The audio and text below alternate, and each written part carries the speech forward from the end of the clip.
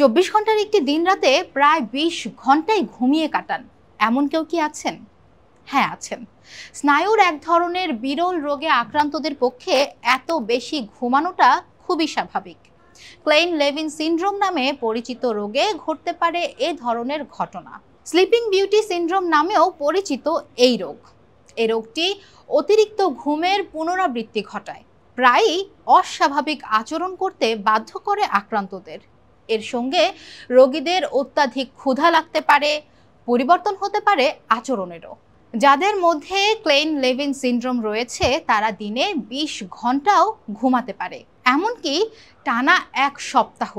এখানেই শেষ নয়, আরও একটা উদাহরণ চমকে দেওয়ার মতো। এমন তথ্যও রয়েছে যেখানে কোনো ব্যক্তি টানা 32 দিনও ঘুমাতে পারেন। এই রোগের উপসর্গ কি?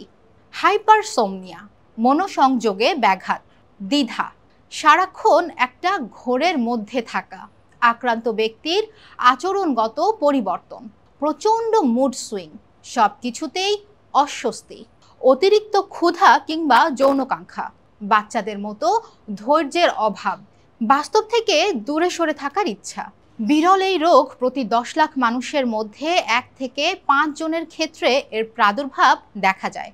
সম্ভবত রোগ নির্ণয়ের অভাব বা লক্ষণগুলোর অনন্য সংমিশ্রণের কারণে, যা শনাক্ত করা কঠিন করে তোলে। ক্লেইন লেভিন সিনড্রোমে আক্রান্ত রোগীদের কোনো সুনির্দিষ্ট চিকিৎসা নেই, তবে বেশ কয়েকটি কৌশল এই রোগ থেকে দূরে রাখতে সাহায্য করতে পারে।